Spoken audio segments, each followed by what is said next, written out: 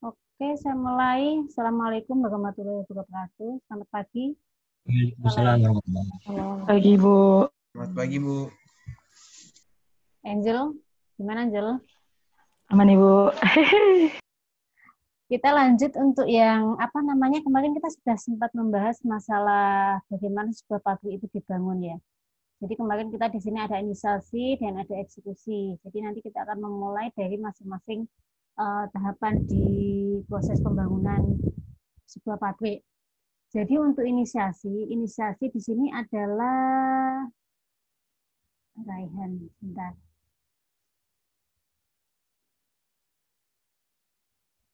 Untuk inisiasi yang pertama adalah market study. Kemarin kita sudah banyak membahas ya kalau market study itu berarti kita menentukan dari mana atau peluang dari apa namanya dari pabrik kita. Jadi kita nanti akan mengetahui apakah sebuah pabrik atau pabrik yang akan kita bangun itu memang dia akan dapat menembus sebuah pasar. Kalau memang dengan apa kalau dia untuk produk-produk yang apa namanya energi dan pangan itu memang biasanya lebih gampang untuk dipelajari ya, maksudnya dalam hal ini kalian akan bisa bilang bahwa karena kan kalau masalah energi, masalah sumber daya apa namanya untuk kebutuhan energi kayak eh, apa namanya solar, kemudian pertamax, pertalite atau mungkin LPG itu kan memang dia memang kebutuhan pokok ya, kebutuhan pokok sehingga ketika kalian sebenarnya kalian tanpa tanpa dari gambaran kebutuhan aja kalian sudah tahu berapa sih kekurangan dari apa namanya kekurangan dari eh, bahan apa namanya produk-produk tersebut. Jadi dari situ kan kalian bisa menganalisa tinggal berapa margin dari gap antara kebutuhan dan ketersediaan. Di situ kan kalian akan mengetahui bahwa berapa sih yang bisa kalian penuhi untuk dapat untuk kalian membangun sebuah pabrik tersebut.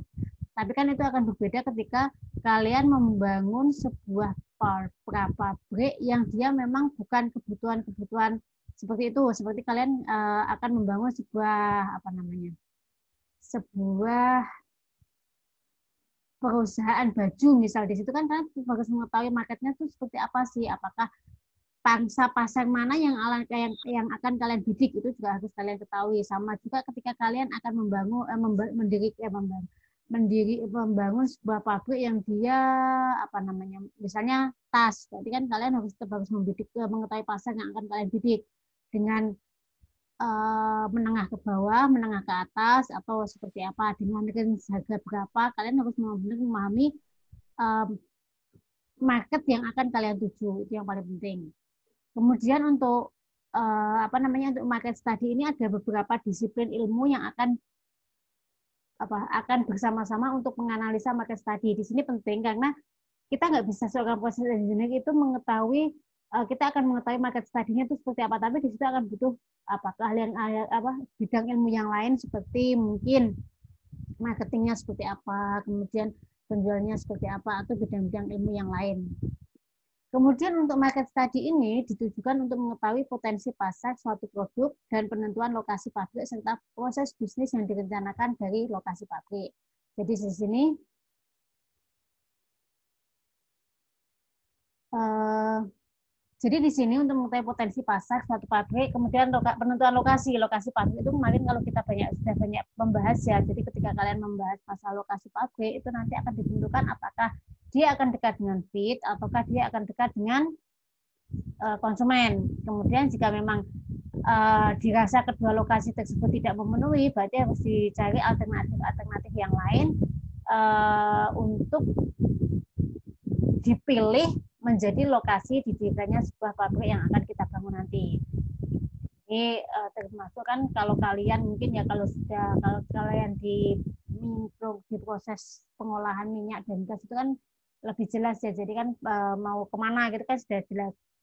Maksudnya kan nggak mungkin juga ketika kalian apa sumurmu ada di Blok Masela kemudian kalian ingin memasarkan di Jakarta terus kalian bisa menentukan apakah kamu akan apa namanya akan membangunnya di mana itu kan sudah jelas, tapi kan walaupun kamu sudah menentukan lokasinya berarti kan ada aspek-aspek yang lain yang harus kalian penuhi termasuk kemarin apa cara teknikalnya seperti apa, kemudian prosesnya seperti apa, kemudian utilitiesnya seperti apa, dan juga masalah amdalnya seperti apa. Itu kan memang aspek-aspek lain yang memang tetap harus kalian perhatikan. Kemudian untuk lokasi pabrik di sini ditentukan berdasarkan kemudahan umpan diadakan, kemudian produk disalurkan, dan tersedianya utilitas dasar. Itu adalah pemilihan proses pemilihan dari lokasi pabrik. Kemudian mesti kalian kan ini tingkat 4 akan merancang sebuah pabrik ya, akan mendesain sebuah pabrik. Jadi sudah tahapan-tahapannya sampai akhirnya nanti kan kalian akan menganalisa ekonomi. Kemudian kalian akan bertanya-tanya nih, ketika sudah kalian menganalisa ekonomi, kemudian ternyata biaya produksi kalian itu tidak keuntungan kalian itu tidak bisa mencukupi kebutuhan dari biaya produksi. Apakah perhitungan kalian salah? Ada yang bisa menjawab nggak? Guys. Jika nih kalian sudah ngitung ternyata setelah dilakukan perhitungan pabrik saya defisit nih, tidak bisa proses produksinya tidak bisa memenuhi kebutuhan pasar, tidak bisa menutupi kebutuhan operasi gitu. Terus apa yang akan kalian rencana yang akan kalian lakukan itu apa? Kalau kalian mendesain terus akhirnya seperti itu, guys.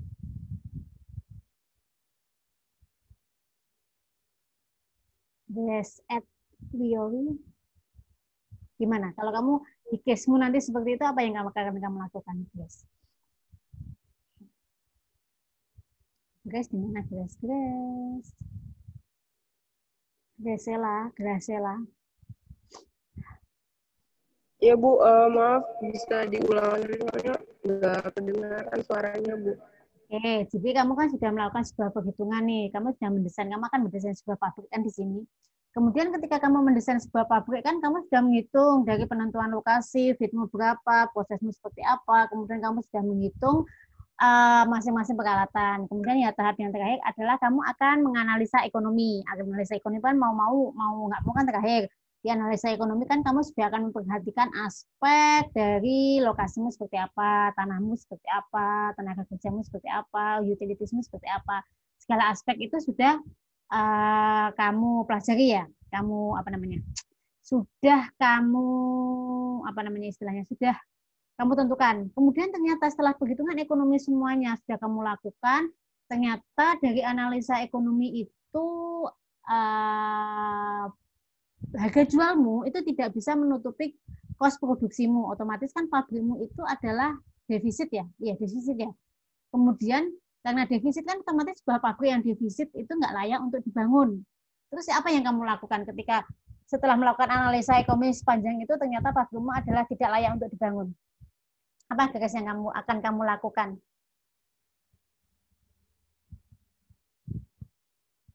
Bisa dipahami pertanyaan saya, guys? Iya bisa Bu. Gimana? Kamu akan ngapain? Yang kamu lakukan apa? Ketika itu kan pendapatmu kan nggak ada yang jadi mungkin bisa mengganti dengan yang baru persediaan untuk pembangunan proses desainnya maksudnya gimana? Desainnya kamu ganti baru gitu. Nanti kalau kamu ganti baru, kamu punya cukup waktu untuk mengganti proses desain. Misalkan kamu, udahlah nggak layak, saya mau membangun pabrik yang lain lah, gitu. Iya. Nah, guys. Kamu punya cukup waktu, kamu yakin punya cukup waktu ketika kamu ini pabrikku nggak layak nih, sudahlah, aku mau ganti, mau sempro lagi lah, gitu. Karena kan kalau menentukan lokasi, kalau menentukan pabrik baru kan berarti kamu sedang proposal lagi, gitu. Atau gimana? Nggak apa-apa, kamu berpendapat, guys, nggak ada yang salah atau benar kok. Santai saja. Gimana menurutmu? Kamu kalau membangun pabrik lagi ya kamu nggak akan punya waktu. Pada waktu lah, kamu mengerjakan aja misalkan kamu satu pabrik itu kamu butuh waktu 6 bulan gitu. 6 bulan, kamu 6 bulan lagi ya sudah lulus lah. Sudah waktunya kamu sidang. Citra Andrea. Iya Bu. Kairia. Ya, gimana pendapatmu, Citra? Kalau menurut saya, mungkin dilihat lagi dari letak perusahaannya itu deket sama bahan baku apa enggak. Kalau misalkan masih jauh, berarti lokasinya dipindahin supaya bisa memangkas dana buat transportasi bahan bakunya itu. Atau enggak, mungkin diinovasi metodenya diganti gitu Bu, yang membutuhkan alatnya itu yang lebih sedikit mungkin.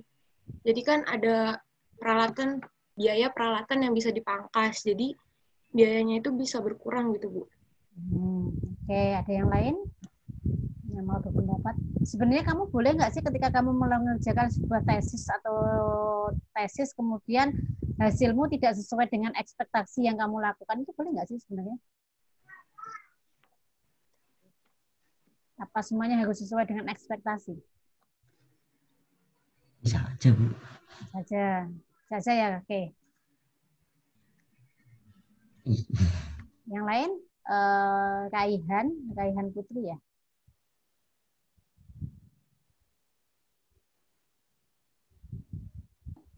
Iya, Bu. Gimana Kaihan pendapatmu? Boleh nggak sih sebenarnya kita mengerjakan sebuah skripsi atau tesis atau skripsi itu kemudian tiba-tiba kita punya target bahwa pabrik saya harus bisa dibangun nih dengan BEP harus lebih kecil dari 5 tahun misalnya. Tapi ternyata kenyataannya setelah kamu lakukan analisa ekonomi, pabrikmu ternyata tidak layak untuk dibangun. Itu boleh nggak sih sebenarnya? Pendapatmu gimana Kaihan? Kalau misalnya kemungkinan seperti itu pasti terjadi, Bu. Maksudnya kemungkinan besar terjadi gitu. Mungkin yang bisa kita lakukan meninjau kembali gitu, Bu. Kira-kira proses apa yang bisa kita minimalisir gitu. Jadi tergantung proses dan peralatannya juga, Bu. Buat itu kan mencegah defisitnya itu ya, Bu ya. Mungkin kayak gitu. Oke. Jadi kan sebenarnya ketika kalian mendesain sesuatu itu sebenarnya kan tetap ada kemungkinan untuk berhasil ataupun gagal. Sebenarnya nggak masalah ketika kalian nanti mendesain sebuah alat kalian atau mendesain sebuah pabrik kalian, ternyata ketika kalian melakukan analisa ekonomi, kalian kemudian ada terjadi kesalahan atau bukan kesalahan ya, maksudnya ternyata ketika kalian analisa itu defisit atau harga jual kalian tidak bisa memenuhi seluruh total cost produksi dari pabrik kalian, itu sebenarnya nggak masalah. Tetapi bukan berarti ketika kalian itu ada masalah seperti itu, kemudian hanya bilang ya nggak bisa. Tapi kalian tetap harus mempunyai alasan-alasan kenapa, yang mempunyai analisa kenapa kok pabrik kalian itu tidak layak untuk dibangun. Itu yang paling penting. Jadi kan kembali ketika kalian tetap kan harus ada analisa yang memang itu mendukung bahwa kesimpulan atau hasil dari yang kalian kerjakan itu memang tidak masuk spek. Kemudian apa yang bisa kalian lakukan selain tadi Citra bilang bahwa dengan mencari lokasi-lokasi lain yang bisa memangkas transportasi. Oke. Bisa juga dengan cara kalian menambah feed. Jangan-jangan feed yang kalian bangun itu feed kalian itu terlalu kecil, sehingga ketika feed kalian terlalu kecil, otomatis dia akan menyebabkan sizingnya dia tidak optimal, atau mungkin akhirnya cost produksinya dia tinggi. Kalian bisa mencoba dengan menambah feed seperti apa? Menambah feed berarti kan biasanya kan sudah punya sudah punya template untuk perhitungannya. Coba aja dirubah dari Excelmu.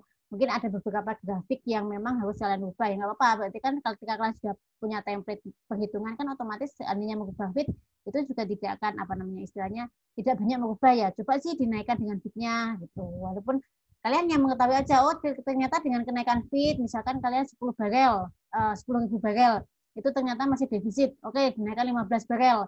Itu seperti apa? Kemudian naikkan 20 barel itu akan seperti apa? Dari situ kan kalian bisa mengambil kesimpulan bahwa ternyata dengan feed 10 barel itu masih pabrik dinyatakan defisit. Kemudian ketika kalian bisa mencapai keuntungan ketika menaikkan feed dengan kapasitas sekian, itu bisa kalian lakukan. Itu yang bisa kalian lakukan, atau bisa juga untuk mencari opsi-opsi lain tentang desain. Apakah desain kalian, apakah desain itu sudah cukup optimal atau belum, itu juga bisa dilakukan untuk total keseluruhan. Jadi nggak masalah ya, nggak masalah ketika kalian nanti ketika merancang sebuah pabrik, kemudian dia tidak sesuai, maksudnya ternyata merugi, tetapi juga kalian harus mengetahui apakah alasannya kenapa kok dia tidak layak untuk dibangun, itu yang penting. Kemudian biasanya adalah permasalahan yang paling sering itu adalah karena fit kalian ya. Biasanya kan untuk menentukan fit itu kan biasanya apalagi yang untuk apa namanya kayak apa yang kemarin itu Azizah sama Monik itu masalah sampah mungkin. Itu juga kalian mengetahui biasanya kan kalau untuk fit seperti itu kan kalian juga ketika menentukan lokasi itu kan memang benar harus hati-hati. Apakah benar berapa sih sampah yang dibuang ke TPS misalnya? Apakah dengan perharinya berapa sih? Kemudian ketika kalian menganalisa secara keseluruhan apakah fit itu akan bisa memenuhi apa tidak? Itu juga harus kalian analisa juga. Bisa dipahami ya sampai di sini ya. Jadi bukan berarti ketika kalian nanti melakukan perhitungan kemudian defisit kemudian ya sudah kalian mengubah-ubah nilai. Yang boleh dirubah itu fitnya boleh dirubah, kemudian alatnya sizing alatnya dirubah, tapi kalian tidak boleh tiba-tiba merubahnya itu tidak sesuai dengan standar yang berlaku. Itu nggak boleh karena kan ketika kalian misalkan ya sudahlah daripada nanti sebenarnya syaratnya adalah tebal kolommu adalah berapa inch, 16 inch misal. Kemudian kalian merasa ya sudahlah kita kurangin nggak usah 16 inch menjadi 10 ya jangan, itu berarti kan sudah merubah kemampuan dari sebuah alat itu nanti efeknya akan sangat berbahaya ketika kalian mengoperasikan prosesnya. Itu yang harus kalian kalian perhatikan. Oke, bisa di sini bisa dipahami ya. Ada pertanyaan sampai di sini untuk masalah market study dan membahas masalah apa tadi untuk tesis kalian nanti akan seperti apa? Bisa dipahami ya? Bisa, Bu. Ya lanjut kalau sudah. Jadi jangan nanti kalian beranggapan bahwa semua tesis itu harus berhasil, enggak. Jadi biasanya tetap ada ketika kita melakukan sesuatu itu pasti visibility-nya itu kemungkinannya itu akan ada dua, yaitu gagal atau berhasil. Tapi ketika kalian gagal, berarti kalian harus bisa mencari alasan kenapa itu bisa gagal gitu aja sih. Nggak harus semuanya nggak harus berhasil. Kemudian lanjut untuk yang studi kelayakan. Jadi kalau studi kelayakan itu kemarin kalau kita sudah tahu marketnya di mana, kita yakin bahwa pabrik yang akan kita bangun itu sudah pasti dapat dijual. Kemudian yang kedua adalah studi kelayakan.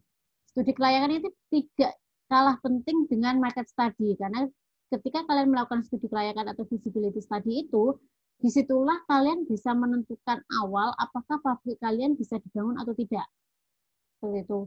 Jadi hitung-hitungan kasarnya aja ini pabrikku akan merugi nih karena fitnya terlalu kecil. Biasanya kan ketika kalian akan melakukan visibility study walaupun dia tidak secara detail menghitung berapa sih kolommu, tebalnya berapa, kemudian tingginya berapa, paling enggak kamu dari situ kamu sudah tahu proses desain.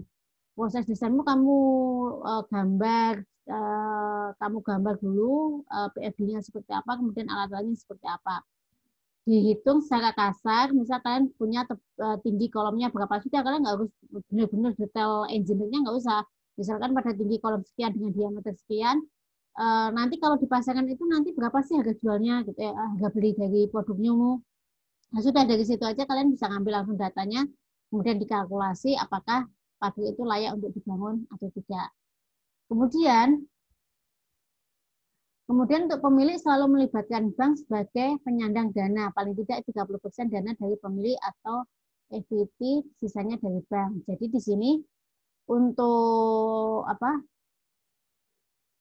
sebuah pendirian pabrik itu tidak mungkin ya. Biasanya kan seorang pengusaha itu tetap tidak akan menanamkan modal 100%. Biasanya tetap dia akan menggunakan jasa bank untuk untuk melakukan untuk pembangunannya. Biasanya mereka akan tetap meminjam dari bank.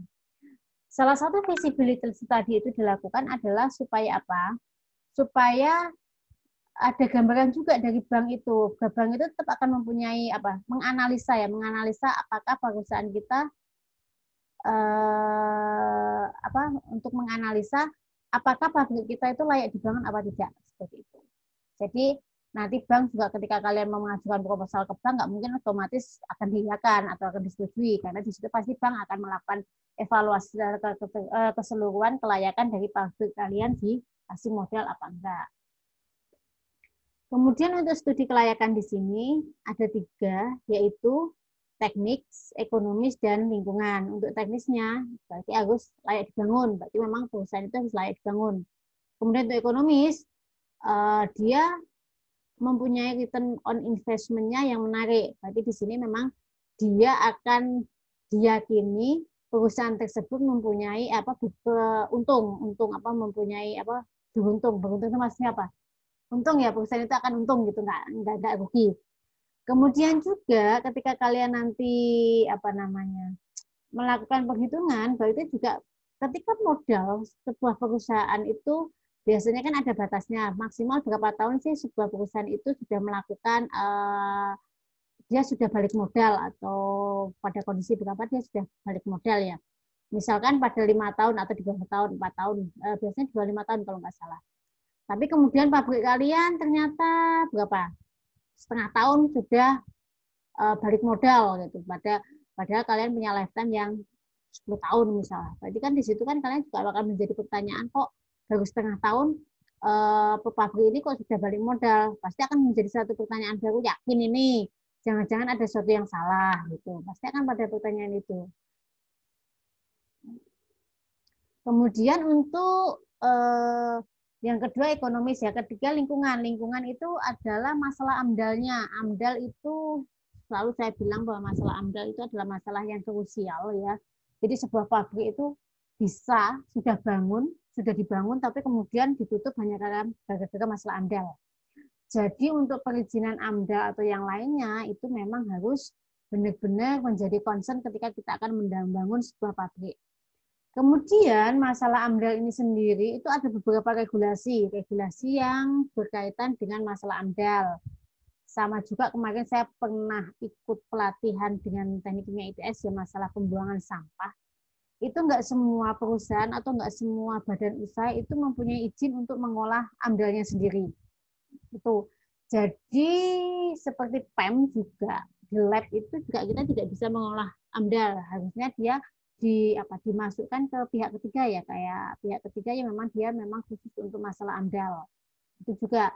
Jadi ketika kalian merasa bahwa limbah kalian terlalu tinggi seperti di Gundi itu kan ada limbah berburnya. Berarti perizinan untuk merecovery atau proses pengolahan limbahnya itu memang harus dapat izin supaya itu tidak melanggar aturan yang berlaku. Karena yaitu apakah nanti opsinya, apakah perusahaan itu akan dibangun sendiri proses pengolahan limbahnya, atau dia akan disubkonkan atau dikasihkan ke pihak ketiga untuk proses pengolahan limbah. Itu harus kalian perhitungkan lebih awal.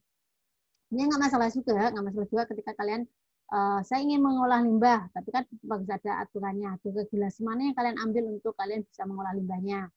Atau misal kalian ya sudahlah limbahnya saya pihak ketiga kan, saya hanya memberikan ke pihak ketiga dengan membayar uang untuk proses pengolahannya, ya nggak apa-apa juga. Tapi kan yang jelas saya sudah tahu alasan kenapa untuk proses pemilihan 2 opsi tersebut. Di sini ada pertanyaan sampai di sini?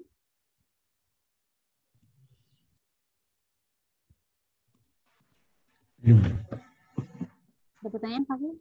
Ada yang lain? Ada pertanyaan? Belum ada, Bu.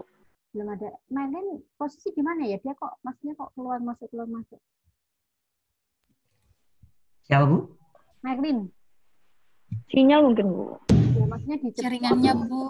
Di Cepu atau di sana? Di Cepu. Oh, di Cepu. Saya kirain di Ambon ya dia. Kemudian untuk selanjutnya itu studi teknoekonomi dilakukan oleh proses engineering. Jadi untuk teknologi ekonominya ini sudah mulai proses engineer. Jadi sudah analisa ekonominya itu sudah dilakukan oleh proses engineer. Kemudian Untuk pihak bank melihat hasil evaluasi ekonomi dan perkiraan risiko dari operasi pabrik setelah operasi. Jadi di sini kan tadi kan sebelumnya disebutkan bahwa biasanya pemilik itu paling tidak hanya 30% dari pemilik, kemudian yang lainnya kan bisa dari apakah dia join saham ataukah dia dari bank. Tapi untuk bank sendiri itu pasti sudah dilakukan sebuah evaluasi. Bank itu sendiri biasanya punya tim khusus memang untuk yang melakukan evaluasi yang pasti bank itu juga dari bidang ilmu yang berbeda, entah itu dari teknik. Makanya kan kadang kalau kita lihat kan pembukaan bank itu kan maksudnya untuk rekrutmen karya pegawainya kan bisa dari teknik kimia, teknik industri atau teknik lingkungan, itu memang salah satunya untuk bisa melakukan evaluasi jika ada kemungkinan pendirian sebuah pabrik yang membutuhkan evaluasi secara keseluruhan. Kemudian untuk proses khusus, bank akan memilih lisensi yang bankable dari institusi yang dipercaya. Jadi kan biasanya nih, ketika kalian akan mendirikan sebuah pabrik, itu memang butuh lisensi. Apakah lisensi itu dari UOP atau yang lainnya. Tetapi yang paling simpel adalah ketika biasanya kalian kenal paten ya, istilah paten ya, kalau untuk yang di vokasi ya, di kita. Jadi kan ketika kalian jalankan untuk mendirikan sebuah pabrik, misalkan kalian akan membuat produk baru. Produk baru itu memang belum pernah ada. Itu yang paling bagus adalah kalian mendaftarkannya di sebuah paten atau di sebuah paten ya, biasanya di paten produk, supaya apa? Supaya kalian yang pertama adalah untuk menjadi kekayaan intelektual, kemudian adalah untuk mengunci produk kalian agar tidak digunakan atau diduplikat, itu apa namanya, kayak dipakai orang lain, itu juga penting. Makanya makanya di sini perlu untuk dilakukan paten. Tapi kayak biasanya pabrik itu memang kalau pendirian pabrik kan pasti ada lisensi dari kita mau mengadop dari siapa sih. Dari lisensi tersebut bisa kita sebagai anggunan di bank bahwa pabrik ini layak untuk dibangun karena saya sudah mendapatkan lisensi. Dari lisensinya ini pabrik tersebut akan dapat beroperasi secara safety dan dia dirasa akan diyakini dia bisa mendapatkan atau menghasilkan keuntungan yang sesuai. Ada pertanyaan sampai di sini untuk studi kelayakan. Kemudian studi kelayakan itu penting nggak sih kalau menurut kalian? Bentar, saya tak tanya ke Bowo, Arif, siapa namanya? Arif Wibawa ya? Abdurrahman Wibowo. Abdurrahman Wibowo, ya. Ya, Bu. Biasanya aku manggilnya Rahman, terus ini namanya Bowo Wibawa, kan aku bingung. Bowo, Bu. Jadi makanya Bowo, kan biasanya kan Rahman manggilku. Gimana, Bisa Man? dipanggil Bowo. Ya, menurut saya ya penting, Bu. Di mana videomu, Man? Aku tidak melihatmu. Jadi kamu masih rebahan gitu. Ya, Bu.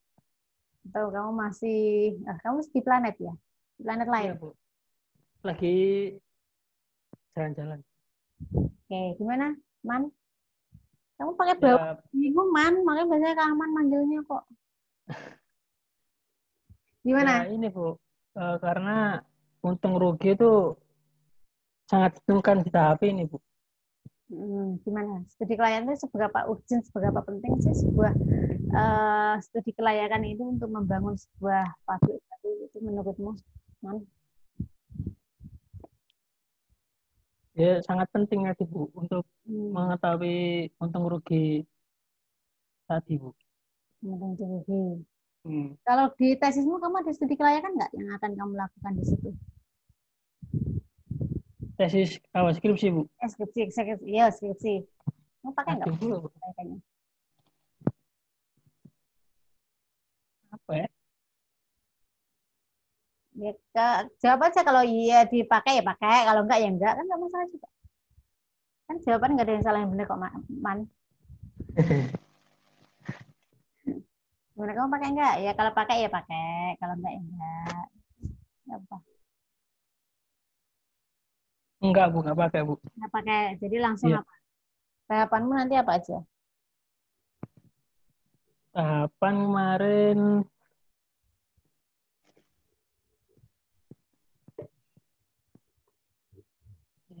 saya ingat-ingat dulu Bu. Soalnya kemarin lagi bingung ini Bu, apa namanya di fitnya kelompok saya Bu. Masih menentukan fit, berarti kamu masih tahap Iya, menentukan fit. Belum menentukan lokasi juga. lokasi udah ada Bu. Soalnya kan saya ambil pertimbangan di 2 tempat Bu, masih belum fix. Hmm. Kemungkinan market study-mu sudah kamu lakukan belum, Rahman? Penjualan Bu. Nah, market study, kamu mau apa sih? Kenapa sih kamu mau memilih fit itu? Kemudian kenapa sih kapasitas kamu sudah menentukan kapasitas belum? Kapasitas belum Bu. Soalnya saya masih Kamu nyari bikin apa sih, ini Man? Bu, fitnya. Kamu mau bikin apa sih? BBM Bu, BBM Sinfuel dari gas. dari gas. Hmm. Gas apa? Dari gas apa BBM-mu?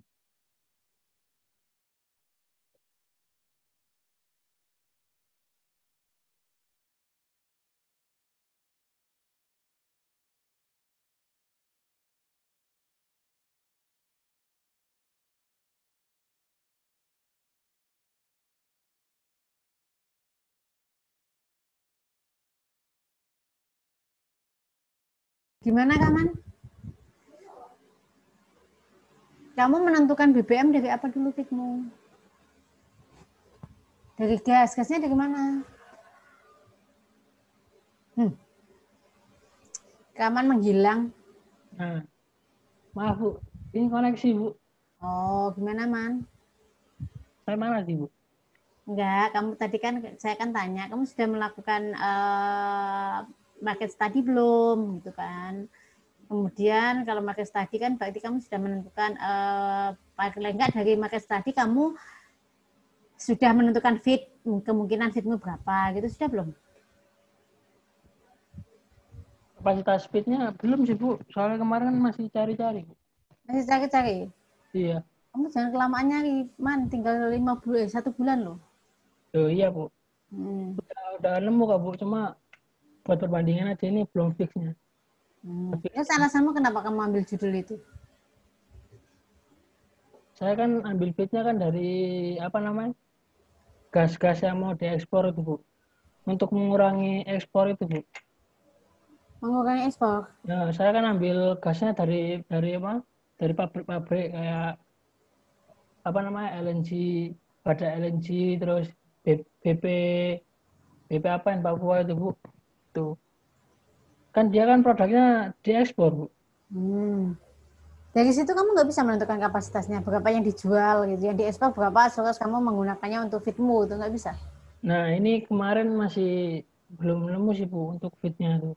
Soalnya kan mereka kan ekspornya ke berbagai negara Bu. Jadi masih belum tahu berapa persennya ke negara ini gitu.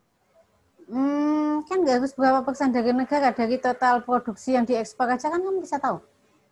Misalkan pabrik A nih, dari apa? Kamu tadi bilang apa? Di Papua atau apa tadi? BP apa namanya? Ya apa ya? BP Tangguh.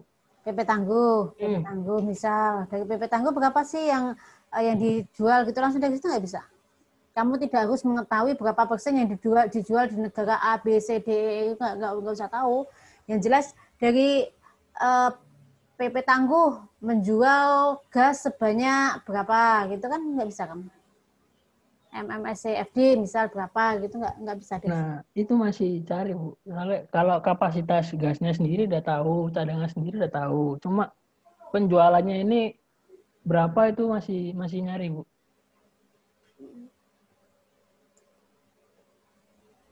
Kapasitas Penjual sudah tahu tapi total penjualan nggak tahu. maksudnya Bedanya? kapasitas produksi gas yang BP Tangguh Bu. Iya, maksudnya dari kapasitas itu nggak bisa kamu gunakan langsung untuk fitmu. Nah, Belum Bu. belum. Belum. Oke, Ali.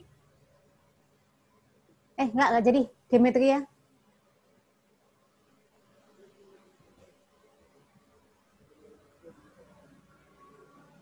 Demetria, adakah?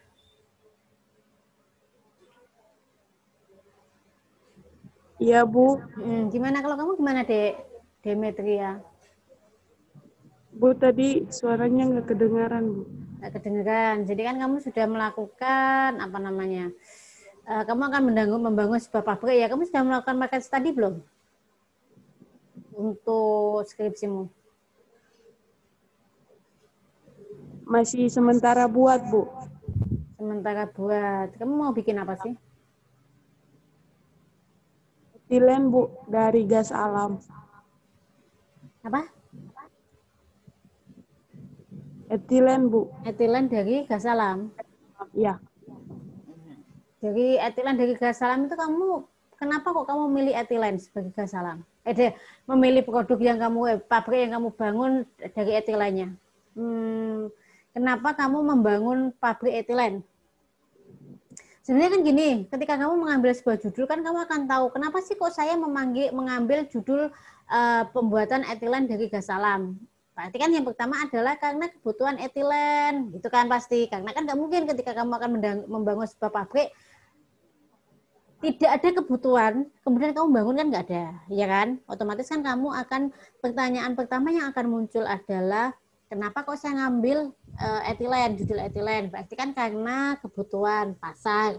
Kebutuhannya pasarnya berapa? Itu kan pertanyaan kedua. Berarti kan kamu harus punya data apa? Data dari statistik ya, dari statistik berapa sih kebutuhan etilen di Indonesia gitu.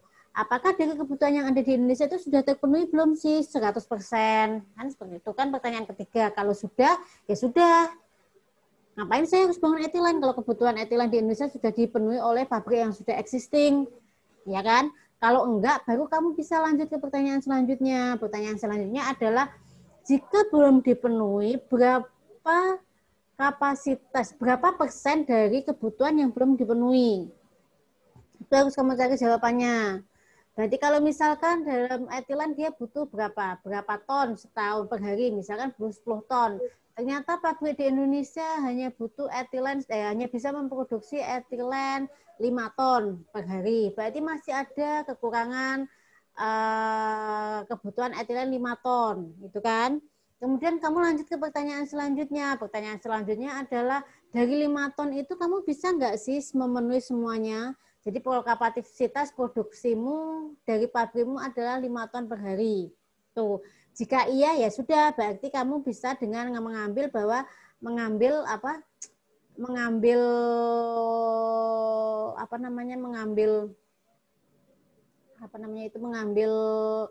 pabrikmu dengan menentukan bahwa kapasitas produkmu ada 5 ton per hari. Dari 5 ton itu kan kamu bisa menarik ke belakang menarik ke belakang sehingga kamu bisa tahu berapa feed yang kamu butuhkan. Seperti itu. Misal ternyata feedmu itu memenuhi nggak sih dengan memproduksi 5 ton? Jika iya, berarti otomatis kamu sudah bisa langsung menentukan feedmu. Feedmu adalah berapa dari gas alammu, misal berapa SCFD. Ternyata enggak, gas alammu tidak memenuhi, otomatis kamu harus mengurangi. Berarti kamu kebutuhannya nggak bisa 5 ton. Misal dari feedmu, kamu hanya bisa memproduksi tadi aku bilang 10.000 apa 10 ton? 1 ton misalkan, 1 ton per hari kan dari 10 ton ya. Berarti kamu dari feedmu itu kamu hanya bisa memenuhi kebutuhan 1 ton per hari. Ya nggak masalah, berarti kan kamu menentukan dari feedmu, bahwa feedmu hanya feed yang kamu miliki hanya mampu memproduksi etilen 1 ton per hari. Kan seperti itu. Jadi prosesnya akan seperti itu. Dari market study dulu. Kamu nggak bisa tiba-tiba langsung menentukan feed. Tanpa kamu tahu market study dan kamu tidak tahu nanti etilenmu mau dijual kemana, ya nggak bisa. Jadi kebutuhan market study-nya itu yang dari kenapa memilih etilen, kemudian kebutuhan etilen berapa. Itu bisa dipahami nggak di sini? Iya, Bu. Demetria. Terus kamu sudah melakukannya sampai mana? Udah sampai data impor, Bu. Data impor, kenapa kok harus pakai data impor? Oh, impor dari etilen ya? Data impor etilen yang dibutuhkan di Indonesia ya? Iya, Bu. Untuk yang existing pabriknya ada nggak? Pabrik yang sudah ada di Indonesia yang dia memang memproduksi etilen untuk memenuhi pasokan dalam negeri, ada nggak? Pabrik Chandra Asri, Bu. Cuma Chandra Asri aja? Iya, Bu. Ada lagi, Bu, cuman yang Chandra Asri itu yang paling gede, Bu. Yang paling besar. Dia bisa memenuhi beberapa kebutuhan etilennya. Nggak tahu, belum tahu. Belum dipelajari. Iya, Bu. Dia dari gas Iya, alam Bu. juga. Hampir 50%. Bukan. Maksudnya untuk Chandra Asri, apakah dia akan memproduksi etilen dari gas alam juga? Atau dari feed yang lain? Enggak, Bu. Dia memproduksi nafta, Bu. Feed-nya itu dari nafta, Bu. Dari nafta. Kamu tadi dari gas alam. Kamu sudah Ya. mencari gambaran prosesmu akan seperti apa? Mereverse dari lisensi mana yang kamu pakai? Atau belum? Atau belum mempelajarinya? Prosesnya udah, Bu, tapi untuk lisensinya belum, Bu. Ada referensi nggak yang kamu pakai untuk mengubah gas alam menjadi etilen? Atau kamu Ada, Bu. dengan dengan prosesmu sendiri atau kamu mengadop dari proses yang lain? Demetria. Referensi, Bu. Dari referensi. Kamu ngambil dari mana Iya. referensinya, rencananya?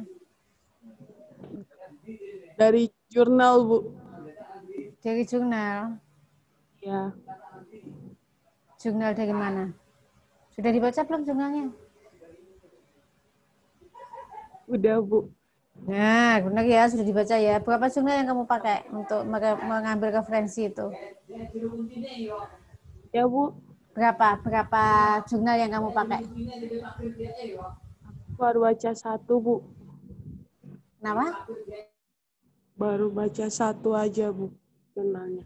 Baru satu. Kalau jurnal kamu baca jurnal untuk tesis, apalagi untuk proses satu itu masih kurang ya, paling enggak minimal 5-10 lah. Ya kamu bisa tahu perbandingannya. Jangan sampai kamu hanya memilih satu jurnal kemudian tidak ada pembanding dan ternyata dia bukan kondisi yang optimal. Itu jangan sampai. Ya. Ya, baik. Kita tanya satu lagi. Ya, makasih, Bu. Nah. Kamu selalu kelompok sama siapa, Demetria?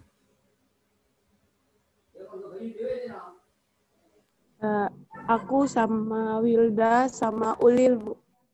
Sama Wilda sama Ulil. Oke, kalau Sharon? Iya, Bu. Sharon pakai handset ya, soalnya suaramu feedback.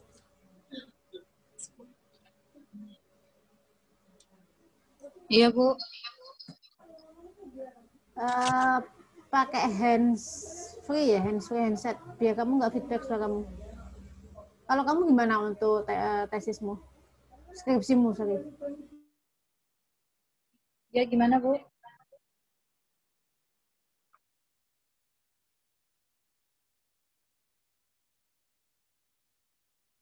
Untuk skripsimu kayak gimana? Kamu sudah sampai tahap mana? Market study-mu sudah belum? Belum, Bu. Belum. Terus kamu belum menentukan fit, belum menentukan kapasitas? Iya, untuk kapasitas belum, Bu. Mau buat apa sih? PVC, Bu. PPC? Iya. PPC dari apa? Dari etilen, Bu. Etilennya dari punyanya Demetria tadi? Bukan? Bukan, Bu. Bukan. Ya sudah, pokoknya intinya seperti itu ya untuk tahap pengerjaan tesis kalian nanti harusnya seperti itu untuk kerangka cara berpikirnya seperti itu. Ketika kalian akan membuat judul itu, ketika kalian sudah menentukan judul, kamu harus tahu kenapa sih kok ngambil judul itu yang pertama. Kemudian dari judul itu berarti kan kalian akan memenuhi karena pasar ya, kebutuhan pasarnya berapa. Kemudian apakah kalian ekspor atau tetap digunakan untuk memenuhi kebutuhan dalam negeri, itu harus dijawab juga. Kalau untuk diekspor, kalian harus mengetahui pasar mana yang akan kalian tuju, negara mana, kebutuhan mereka berapa. Kamu bisa mensuplai berapa persen dari kebutuhan total negara tersebut. Kalau dalam negeri, berarti kamu harus bisa menentukan berapa kapasitas kebutuhan dalam negeri. Sudah dipenuhi berapa sih dari pabrik atau existing pabrik yang sudah ada. Kemudian dari situ kamu bisa menentukan berapa kapasitasmu.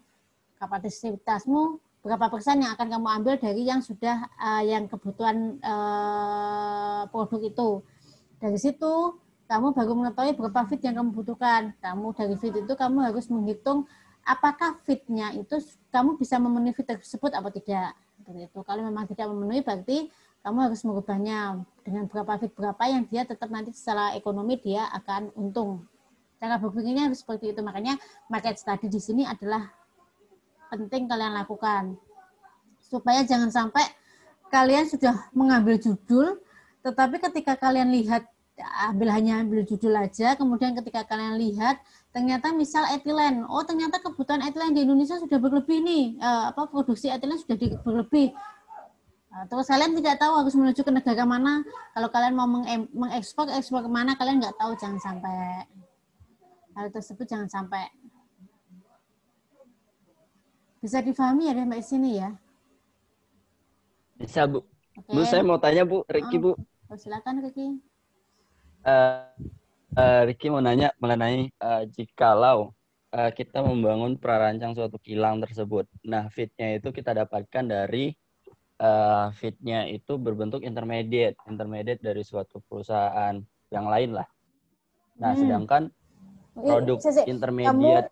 Kamu mau pakai feed dari intermediate? Iya, Bu. Oke. Nanti saya takutnya saya yang salah menangkap. Oke? Lanjut, Ki. Saya mau pakai produk intermediate, produk jadi, Bu. Saya mau pakai produk jadi. Nah, produk jadinya ini kan kita dapat dari perusahaan lain gitu. Nah, dari perusahaan lain. Nah, sedangkan di perusahaan itu si produsen tadi itu dia sebagai produk utamanya. Nah, yang saat ini berjalan yang udah existing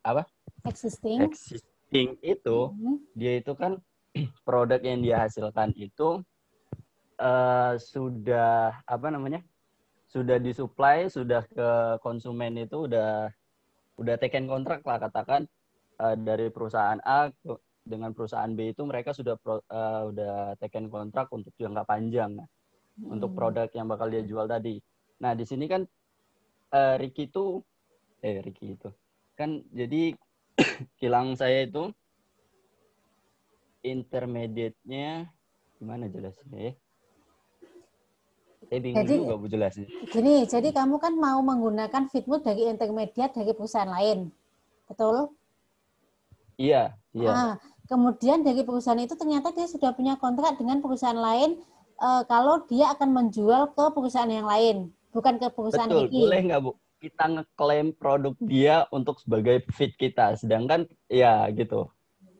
Ya kamu, kalau dia sudah kontrak dengan yang lain kan belum tentu dia bisa memenuhi kebutuhan kamu kan, Ricky. Ya enggak? Kecuali kalau dia sebenarnya kan masalahnya adalah ketika kamu menggunakan intermediate, kamu harus ada MOU. MOU itu apa? Memorandum of Understanding ya, berarti kan kesepakatan dari dua belah pihak bahwa kamu akan menggunakan feed-nya dia untuk produknya dia untuk feed kamu, ya kan? Kalau nggak ada, itu kan menjadi riskan adalah ketika kalian tidak ada kesepakatan di awal, kemudian kan dia sebagai seorang produsen ya, dia kan sebenarnya kalau nggak ada kesepakatan kan terserah suka-suka dia dong, dia mau menjual kemana, karena pasti dia akan menjual dengan harga yang lebih tinggi misal, atau dia ada kepastian secara perjanjian kontrak bahwa produknya dia akan dibeli oleh perusahaan tersebut selama dia beroperasi. Berarti kan kamu nggak bisa langsung mengkat. Jadi bagaimana nasib? Ya Bu. Jadi bagaimana nasib kita yang para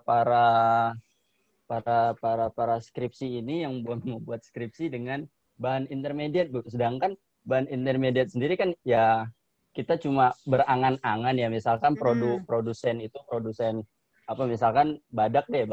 Badak itu menghasilkan LNG yang akan dikirim ke Korea, Taiwan, Jepang dan sebagainya gitu kan. Sebenarnya nggak masalah. Kan berangan-angan. Sebenarnya kan nggak masalah kalau memang dia nggak ada kesepakatan toh. Yang menjadi masalah adalah ketika dia sudah tahu bahwa perusahaan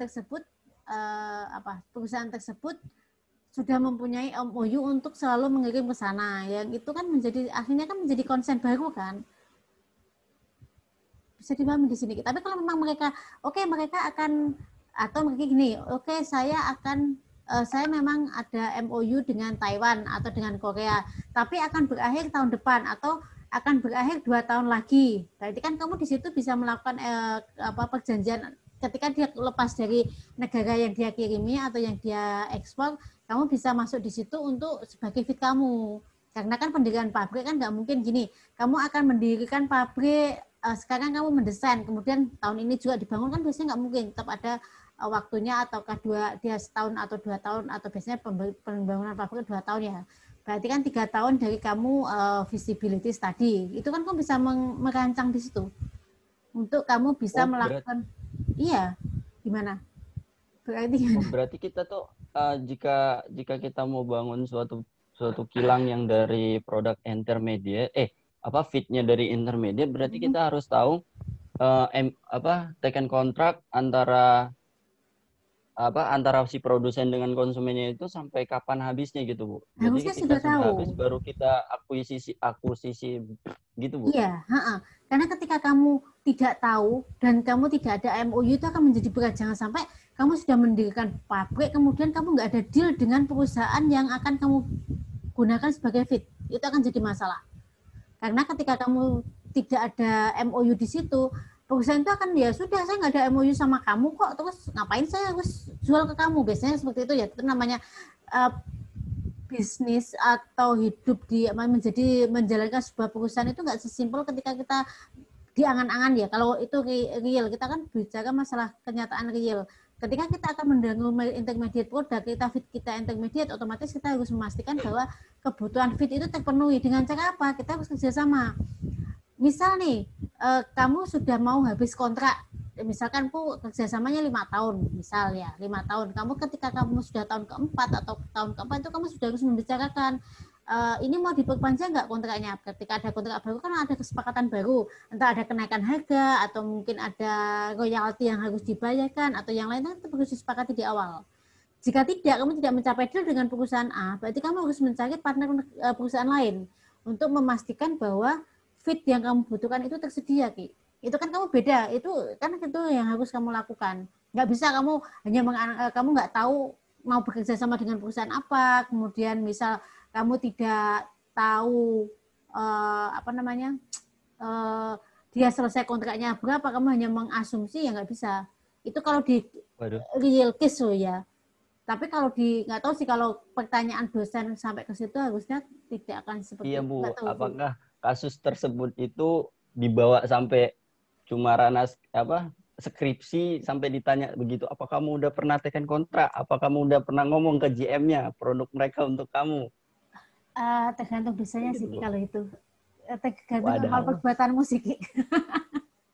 Karena kan dosen itu biasanya tanya kan random sekali kan. Jadi kan apa yang biasanya kan ketika kamu mempresentasikan sesuatu, kalau itu merasa ada sesuatu yang janggal, pasti akan ditanya. Misal kamu bilang gini, misal kamu bilang saya akan mengambil produk intermediate dari ini, berapa fitnya? Mungkin akan ditanya gitu, berapa kapasitasnya? Sekarang dia dijual di mana? Misal ditanya seperti itu, akhirnya merembet ke pertanyaan, memang dia nggak ada kontrak MOU dengan perusahaan lain. Lah, itu akan menjadi sebuah pertanyaan. Tapi kalau pengujimu nggak menanyakan itu, ya nggak apa-apa juga. Itu kan berarti kan tergantung kamu harus banyak doa. Seperti itu. Berarti untuk kita yang skripsi ini yang bahan fitnya itu dari intermediate rada susah, Bu, ya, dibandingkan fitnya yang dari memang bahan mentah gitu ya. Ya, pasti. Kalau pengujimu jeli, pasti itu akan menjadi sebuah pertanyaan. Itu aja sih sebenarnya. Tapi kalau enggak ya nggak apa-apa, ya bersyukur. Tapi kalau produk mentah kan kamu akan bisa dengan confident bilang, oh ini saya ngolah kok dari awal, saya sudah tahu, misalnya nih paling gampang adalah kamu mau tebu. Oh ya, pasti pertanyaan pertama pasti akan ditanya, kamu nanti kebunmu di mana? Itu pasti akan ditanyakan.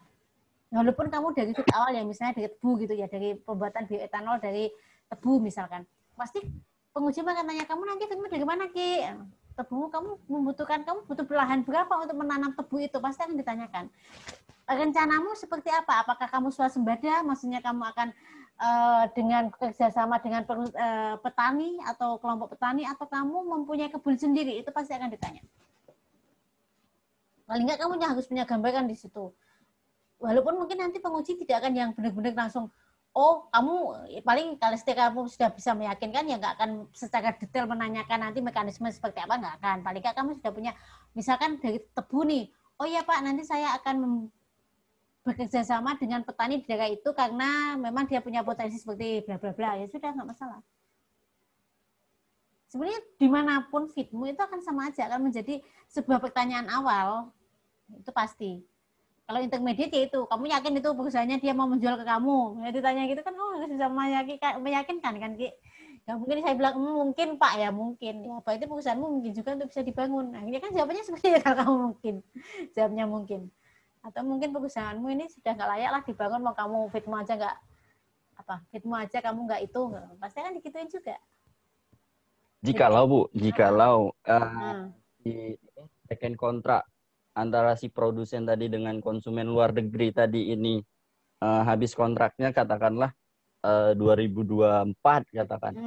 2024 itu mereka habis kontrak untuk penyalurannya. Nah, kemudian dari 2004 itu baru kita ambil. Nah, tapi kan memang realnya kan kita nggak tahu nih. Realnya kan kita nggak tahu gimana, apakah terus berlanjut lagi itu taken kontraknya atau kamu asumsi aja, kamu nanti menurutnya ya saya nanti saya akan melakukan perjanjian MOU, misal ketika dia habis kontrak akan melakukan MOU dengan ini. Ya, walaupun visibility-nya kan kemungkinannya kan bisa ya bisa tidak kan. Paling nggak kan di situ kamu bisa menjawab, memberi asumsi bahwa setidaknya kamu bisa memastikan bahwa fitmu itu tersedia. Seperti bukan dalam kondisi atau begini, saya akan mendirikan pabrik pada 2024 dengan asumsi bahwa pada tahun tersebut perusahaan si A sudah lepas kontrak dengan konsumen B. Ya nggak apa-apa. Ya nggak apa-apa, misalnya seperti itu. Paling tidak kan kamu punya, bukan yang dia dalam kondisi, bisa kamu mau ini, kontraknya ada sampai 2024, saya selesai membangun pabrik 2013, dan kamu setahun mau kemana, gitu kan menjadi pertanyaan kan. Paling tidak kan ada visibility, ada kemungkinannya bahwa oh ya masuk akal ketika lepas kontrak dari perusahaan, dari konsumen A bisa langsung menjadi partnermu. Itu kan masih sesuatu yang reasonable kan untuk dilakukan gitu loh. Yang penting kan kamu masih ada kemungkinan itu bisa terlaksana, bukan sesuatu yang mustahil gitu loh, Ki. Tahu maksud saya?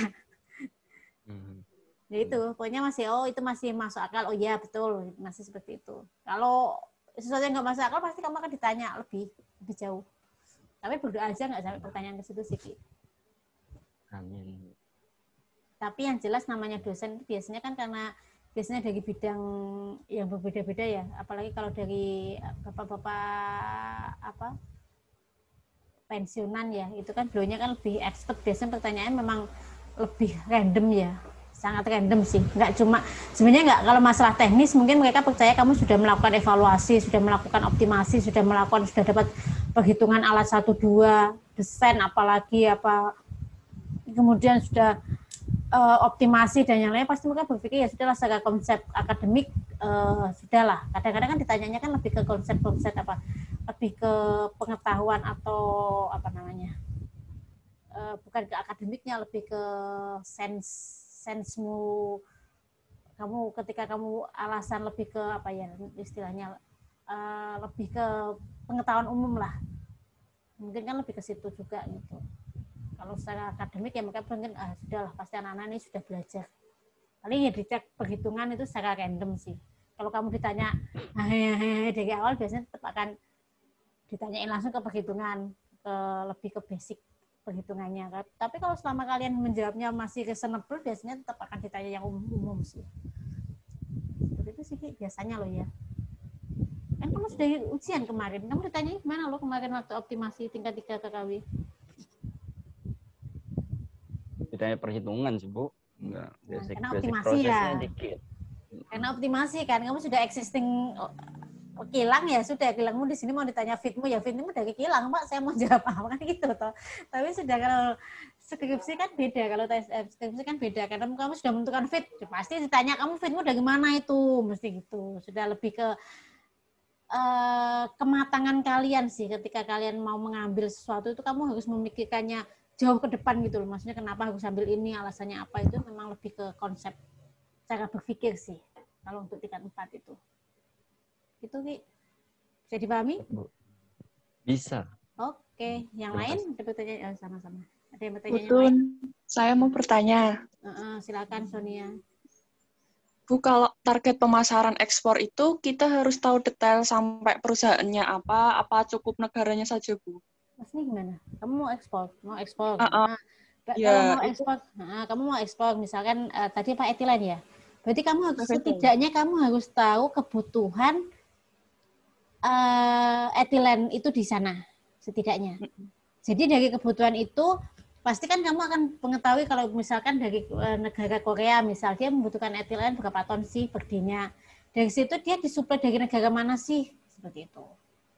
Berarti nggak sampai harus tahu perusahaannya apa ya, Bu? Cukup negaranya aja. Maksudnya perusahaan yang mensuplai etilen ke Korea dari perusahaan ABC, nggak usah. Yang jelas kamu sudah tahu kebutuhannya berapa, kemudian margin berapa yang bisa kamu masukkan ke situ. Maksudnya misalkan dari ya tadi sebenarnya dari dalam negeri atau luar negeri itu perhitungannya sama sih Sonia.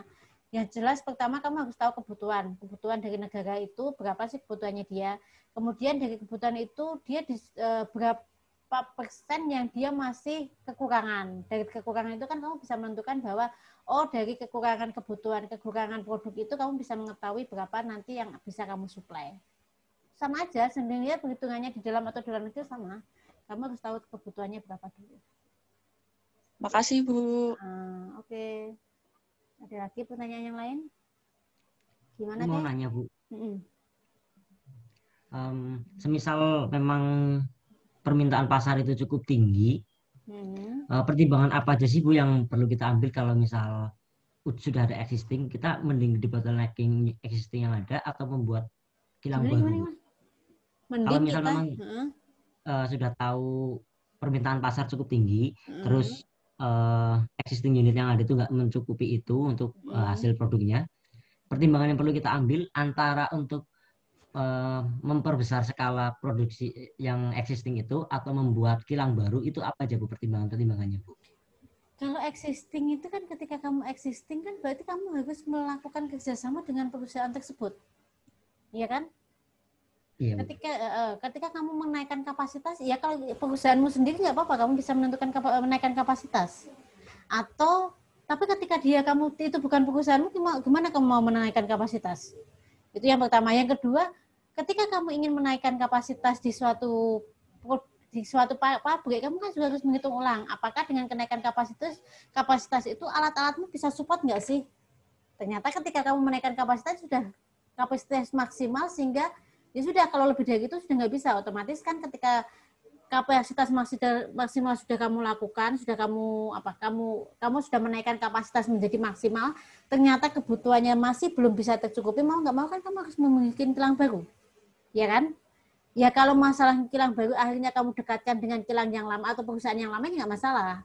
Tapi misalkan ketika kamu dengan berbagai pertimbangan, akhirnya ya sudahlah di perusahaan yang lama itu ternyata kalau saya membangun di situ jarak antara fit terlalu jauh, makanya saya ya sudahlah saya akan mengundurkan perusahaan yang mendekat dengan fit gitu. Ya nggak masalah juga. Jadi kan banyak pertimbangan, Ke. Yang pertama adalah kalau kamu mau existing ya kamu harus memastikan bahwa seluruh prosesmu, alat-alatmu itu memang sudah memenuhi. Apakah dengan full 100% misalkan 100% kapasitasmu, apakah masih memenuhi atau belum? Kalau belum ya sudah termasuk memiliki yang baru. Kayak gitu. Gimana? Seperti itu kan maksudnya? Atau ya, Bu. Paham. Ya, siap. Ya. Terima kasih. Oke. Ada yang lain?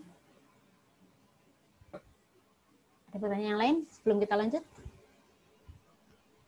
Oke, kalau nggak ada kita lanjut ya. Studi kelayakan. Kemudian kita lanjut ke proses engineering dalam studi kelayakan.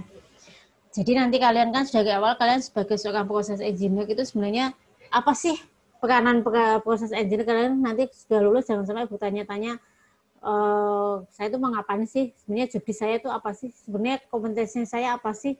Sebenarnya saya itu layak di mana sih? Jangan sampai. Jadi kalian harus men-set di kalian bahwa kalian ada seorang proses engineer yang memang layak untuk dipertimbangkan gitu. Jadi kalau untuk proses engineer sendiri itu di mana sih untuk studi kelayakannya dia itu seperti apa sih gitu kan. Di sini untuk proses engineering merupakan penentu dalam studi kelayakan karena mampu melakukan pemilihan proses, menyusun diagram alir, menentukan kondisi operasi, menyusun kebutuhan alat dan ukuran, serta estimasi harga setiap peralatan maupun seluruh unit pabrik yang dibangun. Jadi di sini kalian itu sebagai penentu, karena kan walaupun ketika Marques tadi ada banyak disiplin ilmu, tapi ketika kalian melakukan feasibility study atau studi kelayakan, di situ kan sudah masuk ke ranah proses. Ranah proses di situ kan kalian sudah menentukan fitmu berapa, sudah tahu blok diagrammu berapa, kemudian dari masing-masing kamu sudah bisa menentukan alat-alat apa yang akan kamu pakai, kemudian dari situ kamu sudah menentukan kondisi operasi. Walaupun kamu tidak melakukan detail engineer secara perhitungan detail engineer-nya, paling nggak kamu sudah tahu, kalau saya pakai alat ini dengan kapasitas segini, berarti saya membutuhkan tinggi kolom sekian, diameter sekian. Dari situ kalian bisa menentukan berapa estimasi harganya. Kemudian dari situ kalian bisa menghitung total keseluruhan dari prosesmu itu membutuhkan berapa, kemudian harga jualmu kan biasanya kalau untuk produk-produk kan sudah tahu ya, misalkan pertama itu berapa sih per liter gitu kan, kalian sudah bisa, dari sini kalian sudah menentukan apakah pabrik ini layak didirikan atau tidak. Jadi kalian sudah mulai menganalisa di situ, sudah bisa menentukan, memberi rekomendasi ke perusahaan atau ke rekanan atau ke ke vendor atau yang lainnya.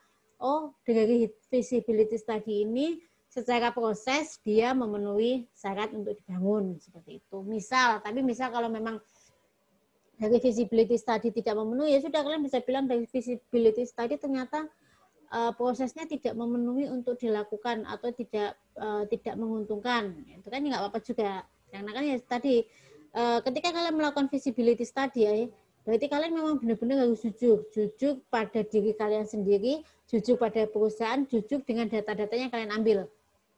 Karena ketika kalian feasibility sudah bilang oke, kemudian di jalan ternyata tidak oke, itu akan menjadi masalah. Mending dari awal bilang, Pak, ternyata kalau dengan fit sekian itu nggak bisa, karena memang harganya masih terlalu total cost produksinya itu lebih tinggi daripada harga penjualan, ya nggak masalah. Berarti kan gimana solusinya? Ini bisa dilakukan misal kalau kita menaikkan fit, ternyata fit dari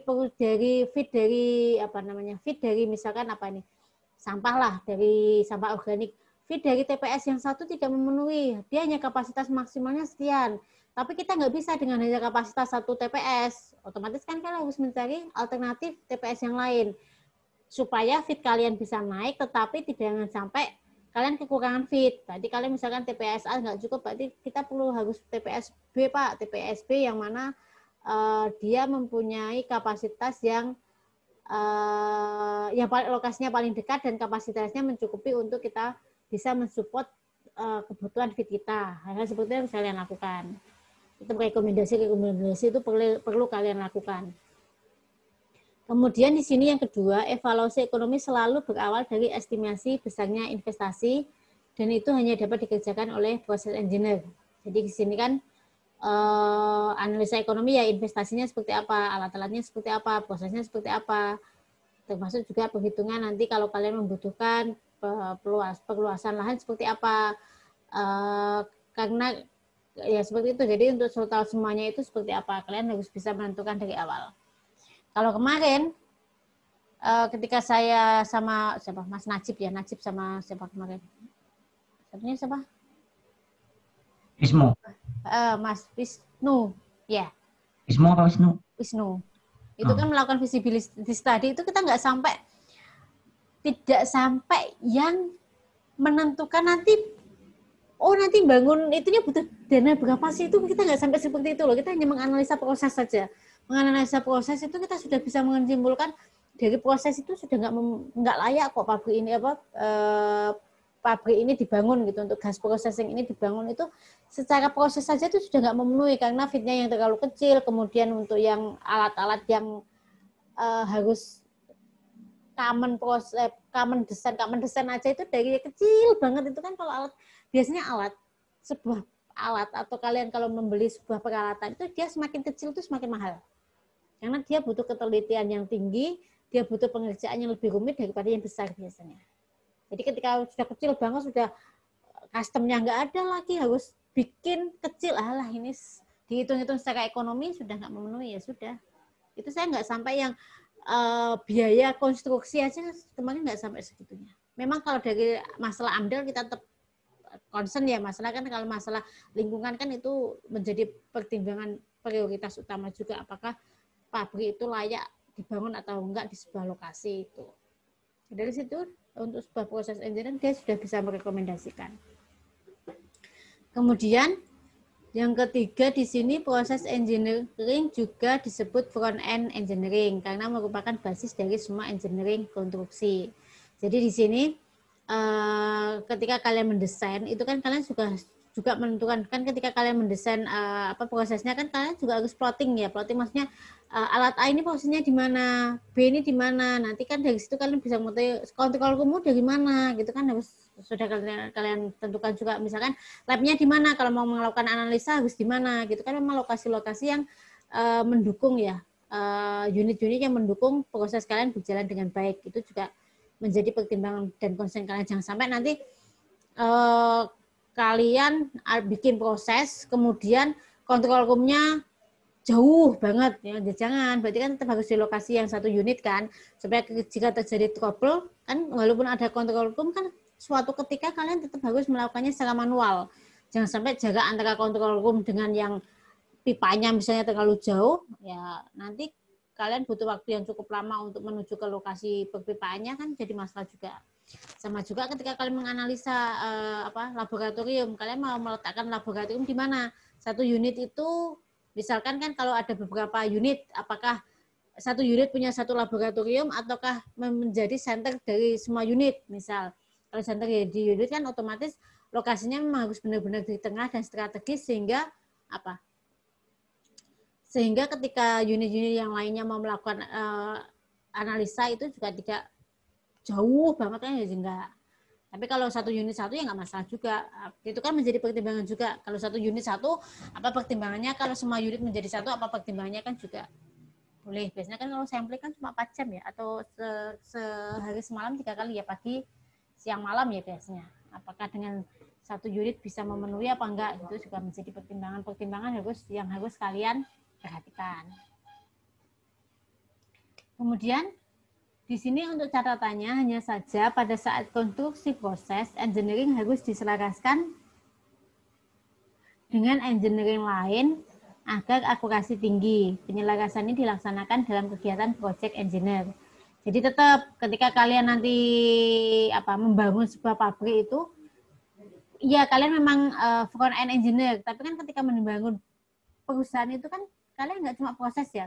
Di situ kan pasti ada pembuatan jalannya seperti apa, kemudian pembangunan fondasinya seperti apa, apakah dia tahan gempa apa tidak, apakah dia ada lokasinya dia mempunyai kecepatan angin yang kecepatan angin yang tinggi atau tidak, sehingga membutuhkan konstruksi apa tidak, itu kan sudah membutuhkan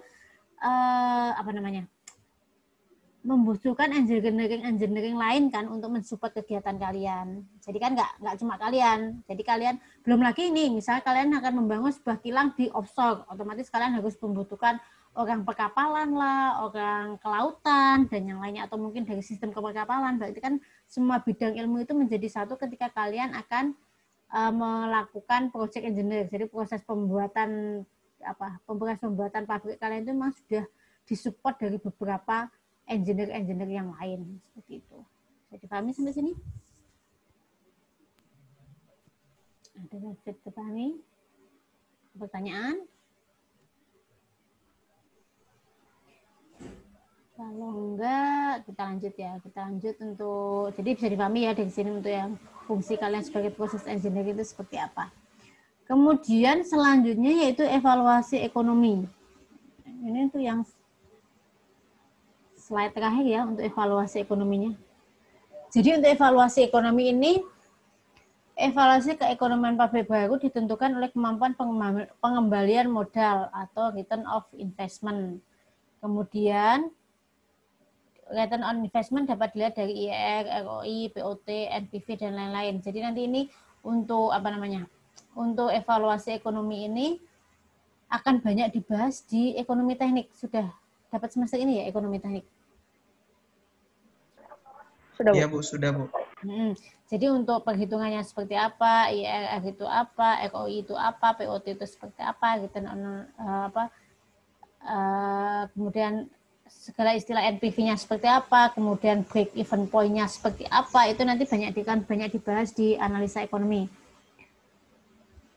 Kemudian untuk tergantung dari besarnya risiko, Peter memberikan batasan acceptable return on investment. Nanti juga biasanya kan memang buku yang dirujuk untuk analisa ekonomi ini kan buku Peternya ya.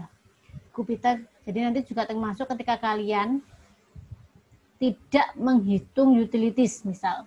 Karena kalian tidak menghitung utilities, berarti di situ kan penghitungan utilitiesnya seperti apa itu juga dijelaskan di buku Peter itu. Dia akan berapa persen dari dari total cost ya, total cost itu berapa, cost produksinya berapa, kemudian untuk utilitiesnya harus mengambil berapa, untuk tenaga kerjanya berapa, itu nanti bisa ambil dari situ. Jadi nanti kalian banyak belajar di situ. Kemudian selanjutnya apa ini? IRR mempunyai bandingan dengan interest bank, sedang NPV membandingkan nilai pengembalian selama umur operasi dikurangi investasi. Kemudian di sini untuk evaluasi ekonomi ini dilakukan atau evaluasi ini bisa kalau memang dia dianggap menarik bisa dilakukan, itu makanya eksekusi dari pabrik itu bisa diambil atau bisa dieksekusi, pabrik itu bisa dieksekusi jika analisa ekonominya itu menarik. Menarik di sini berarti dia juga harus reasonable, masuk akal.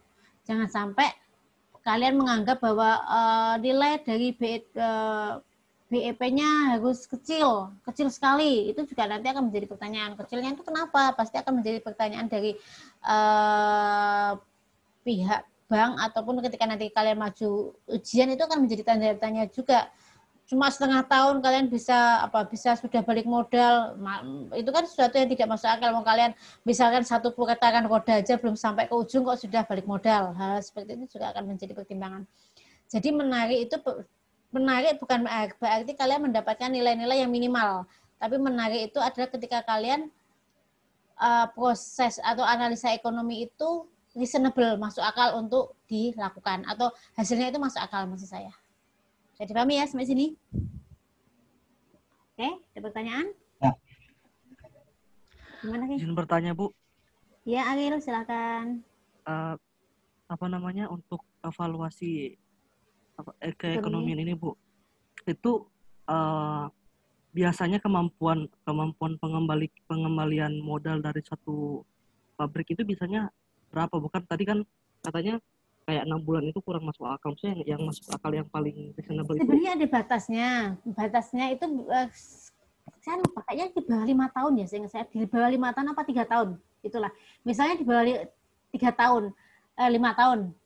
Di bawah 5 tahun kayaknya. 5 tahun. Tapi kalau misalkan kalian 2,5 tahun, 2 tahun, 3 tahun, itu kan masih masuk akal. Itu kan masih tetap di bawah 5 tahun kan. Tapi kalau cuma misalkan setengah tahun, pabrik itu setengah tahun itu, kalian bayangkan kalian punya sebuah pabrik, kemudian dalam waktu 6 bulan kalian sudah balik modal yang kalian keluarkan itu sudah balik semua, itu kan sesuatu yang nggak masuk akal. Masuk akal nggak sih menurut kalian? Padahal kalian di situ misal nih ada pembelian lahan, kemudian ada fitmus seperti apa. Jangankan seperti itu, kalian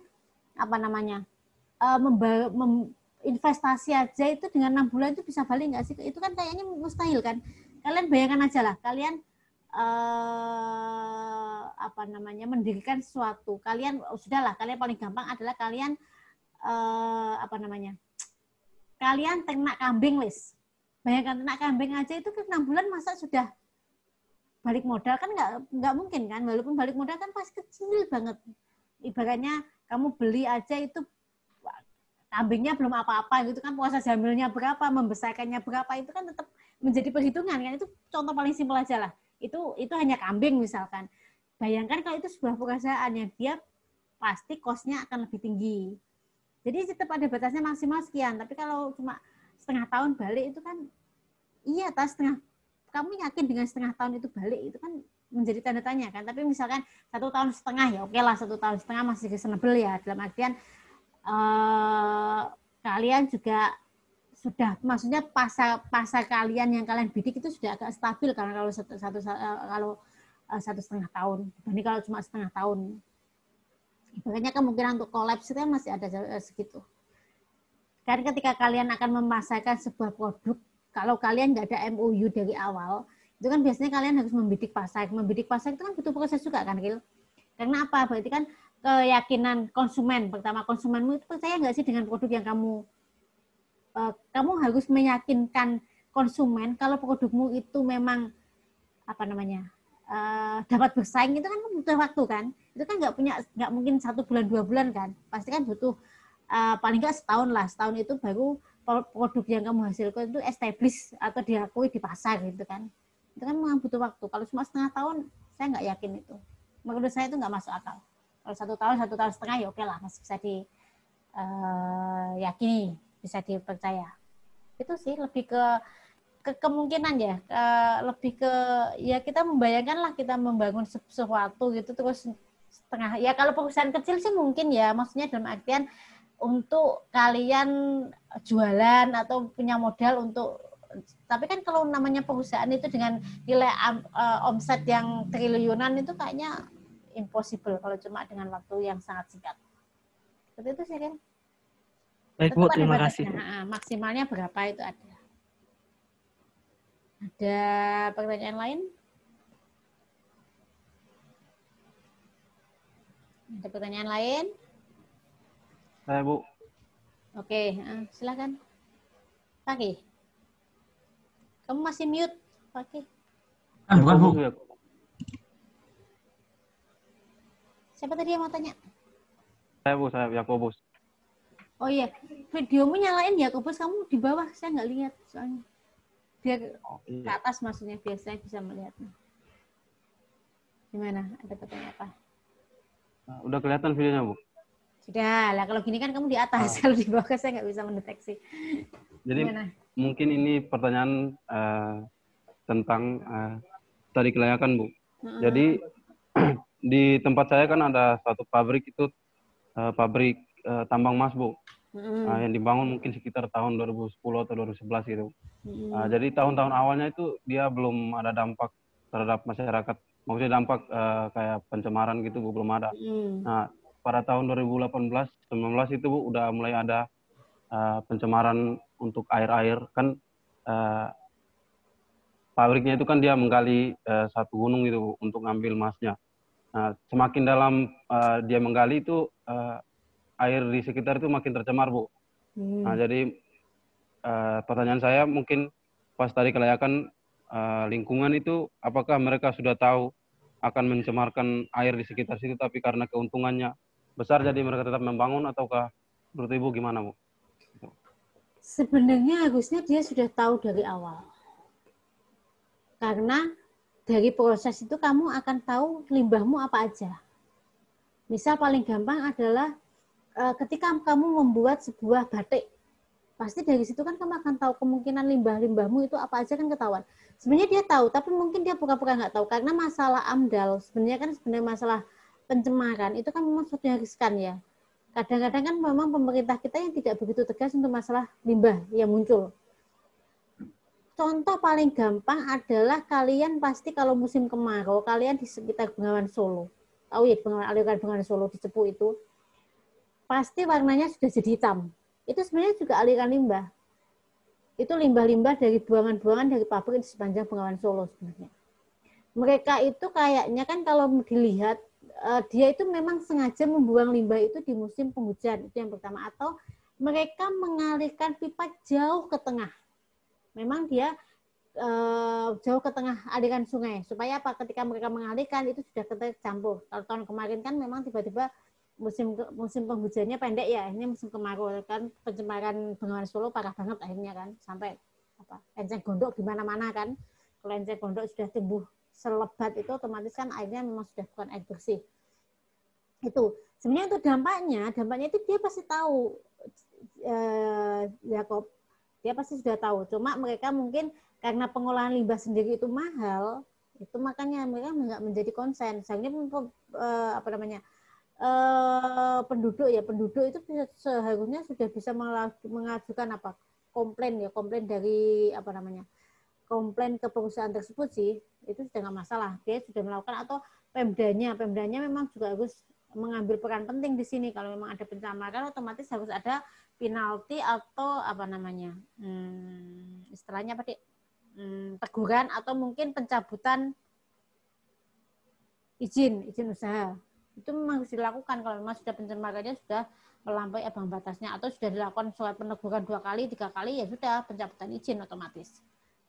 Itu memang harus penduduk warganya, kalau memang kondisi seperti itu, ya sudah warganya memang harus berani untuk menyuarakan kalau itu melanggar aturan. Yang kedua, memang pemerintah daerahnya juga harus berani juga untuk mencabut izinnya kalau memang setelah melakukan evaluasi dan memang terjadi istilahnya memang benar-benar terjadi terjadi pelanggaran untuk masalah AMDAL-nya sih. Seperti itu. Sudah dilakukan belum sama penduduknya untuk melakukan protes? Kayaknya sudah, Bu, tapi masih tetap jalan industrinya masih tetap jalan, Bu. Berarti memang peran pemerintah di sini yang harus lebih itu. Harus dilakukan evaluasi, kalau memang enggak ya udah, kalau melanggar AMDAL ya harus dilakukan pencabutan izin usaha. Seperti itu sih. Bu, tapi harusnya di awal sebelum tambang itu berjalan harus udah lolos AMDAL dulu kan, Bu?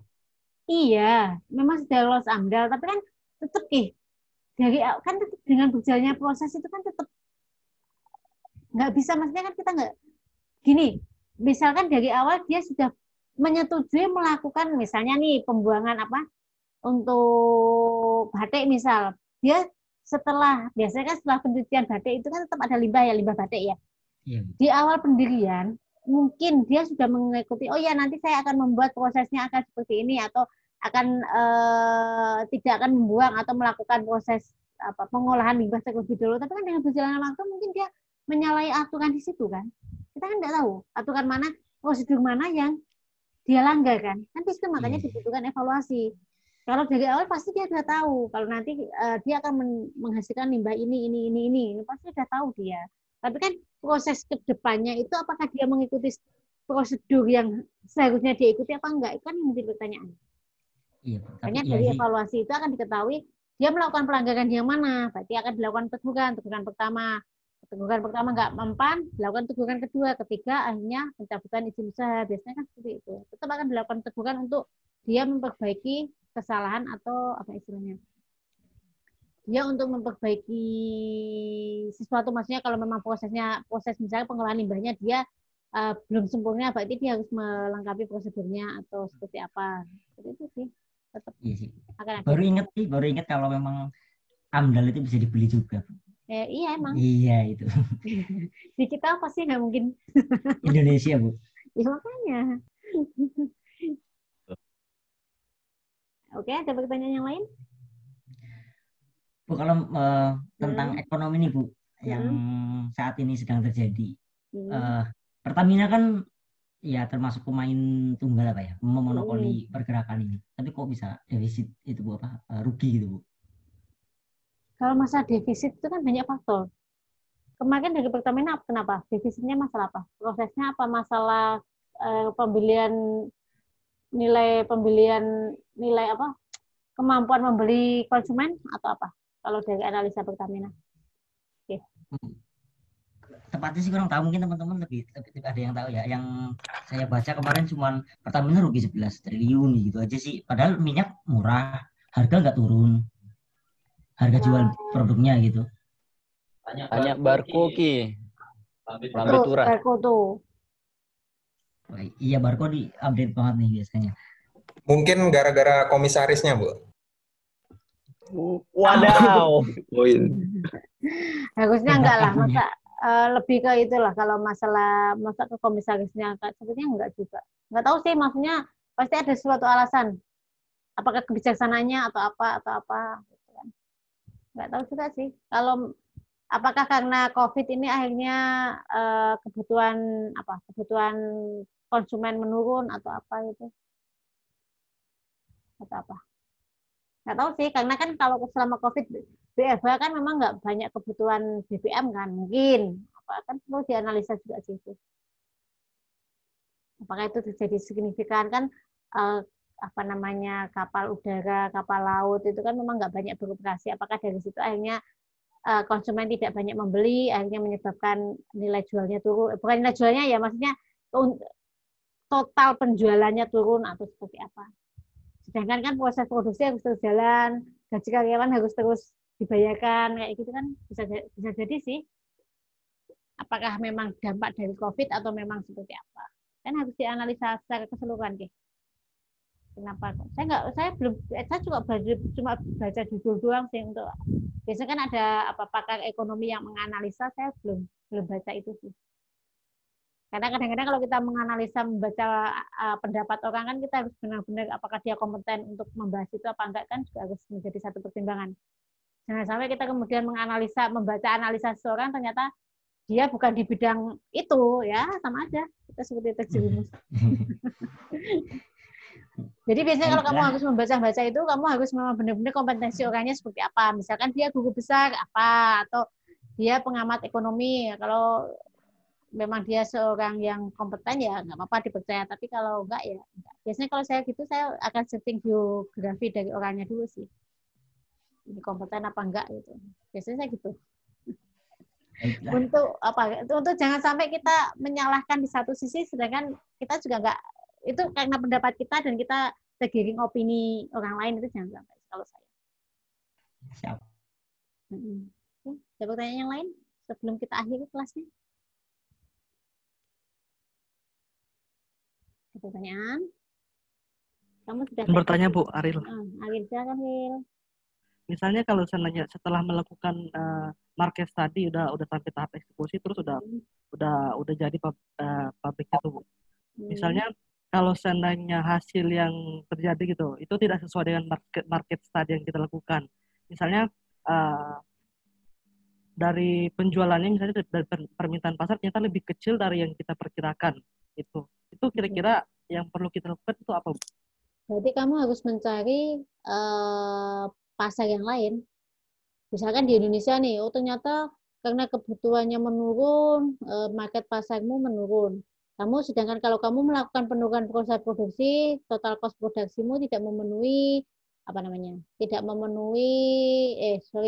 penjualanmu tidak memenuhi biaya total cost produksimu. Berarti kan otomatis kamu sudahlah dengan fit segini tuh saya sudah mentok banget, saya nggak bisa nurunin fit ini, karena kalau nurunin otomatis perusahaan saya akan collapse misal. Berarti yang harus kamu lakukan adalah kamu harus mencari alternatif pasar yang lain. Seperti itu. Apakah kamu berusaha untuk ekspor atau mau membidik pasar dunia yang lain, itu harus kamu lakukan. Itu kecuali karena kan ketika kamu menurunkan produksi kan dampaknya panjang, gitu.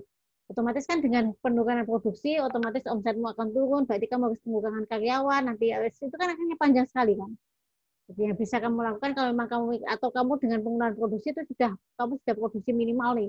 Kalau kamu turun lagi, otomatis sudahlah perusahaan saya pasti rugi. Ya berarti kamu mau nggak mau harus mencari alternatif pangsa pasar yang lain untuk bisa kamu bidik selain yang sudah existing saat ini. Gitu. Mau nggak mau. Terima kasih Bu. Oke. Ada yang lain sebelum saya akhiri?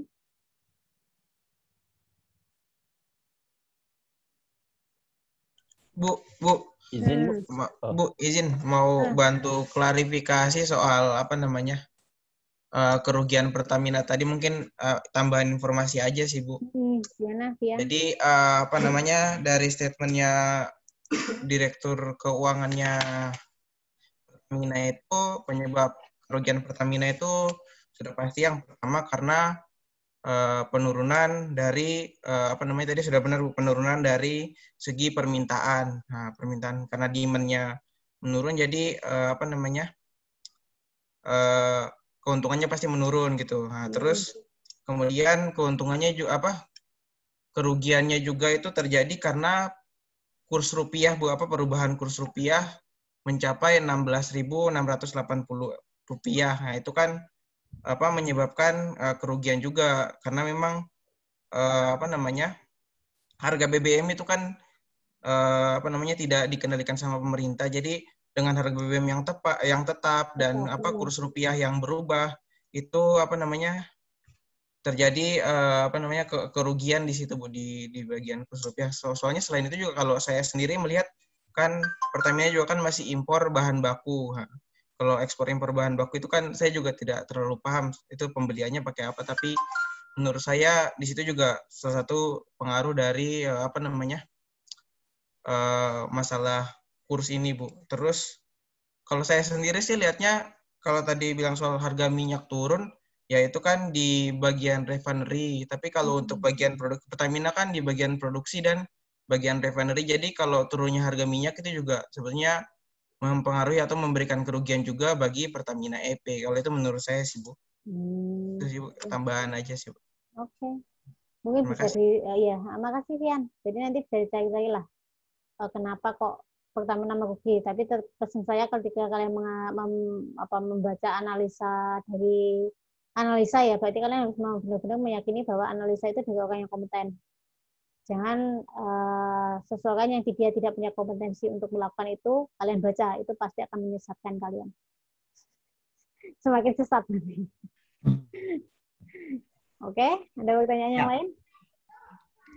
Sebelum kita akhiri. Izin Bu, mungkin sebelum untuk diakhiri pertemuan hari ini, dokumentasi dulu Bu ya untuk report absensi. Sebentar ya, saya akhiri dulu, saya stop itu ya, saya stop recording ya. Saya akhiri ya untuk kuliah kali ini. Assalamualaikum warahmatullahi wabarakatuh. Waalaikumsalam warahmatullahi wabarakatuh. Terima kasih Bu. Bentar saya itu. Terima kasih Bu. Bentar ya.